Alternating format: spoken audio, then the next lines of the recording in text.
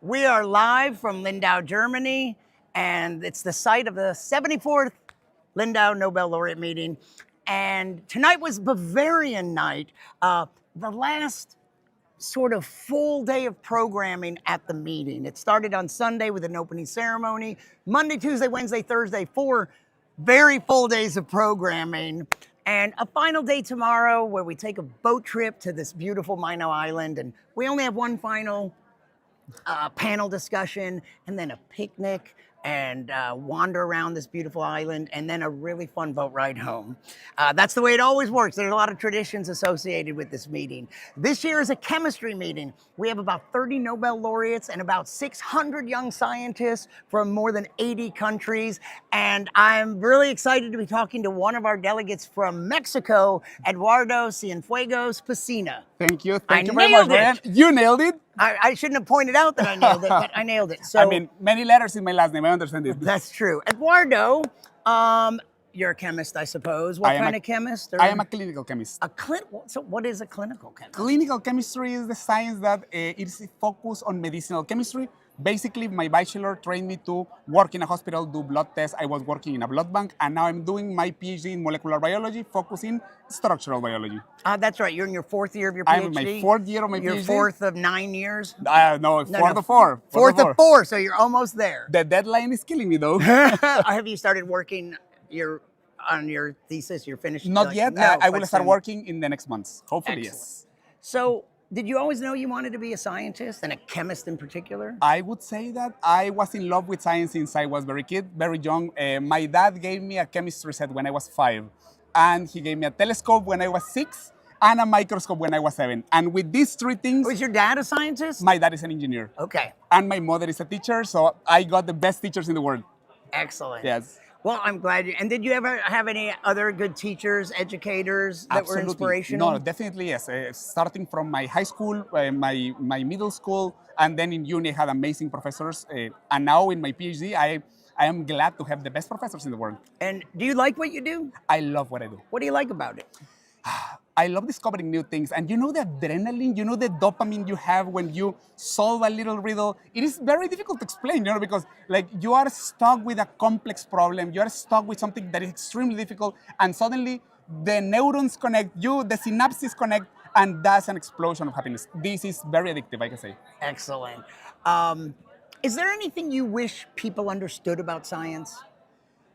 That science, it is not an ideology. Science, it is a way of thinking that uses the evidence we have, that uses the bare facts that we have, and we use it to build an understanding of the world. It's not an ideology, it is a way of thinking. It's a way of processing the data the world gives us, and it's the best tool humanity has ever invented. It's a way of life. It's a way of life. It is. So what do you think about this meeting? It's the 74th Lindau Nobel Laureate meeting. It's your first. It's my first. Possibly only, unless you win a Nobel Prize. I'm sorry to break it to you, but you already knew that. It's almost over. What are your impressions? Honestly, I was not expecting this amazing event. Like, I am really, really happy. I am a bit overwhelmed by the level of beautiful interactions, amazing science, amazing talks, so much networking. That's really cool. I'm very happy. I am extremely happy, and I'm very thankful for all the persons who supported me and helped me to come here. Excellent. Can you tell me any highlights you've had this week? Wow. I met some of the persons who invented my field. Now I'm doing cryo-electron microscopy, so I had a very good time talking with Professor Joachim Frank. I had very beautiful moments. I met a very big community of Latin Americans here in Lindau, and we have been partying very nicely. Excellent. Are any of the themes this year, in addition to it being a chemistry meeting, there are these additional themes, science communication, the use of AI tools in chemistry. Are any of those themes this year relevant to you? I would say that I would love to be a better communicator. I would love to be a better science communicator. I think it's super important, especially now in the environment we're living, when we are in a world that is polarized. We're bombarded by a lot of different type of misinformation. Science communication is key, and I would love to be better in this regard. Well, you seem pretty good at it. And you know what?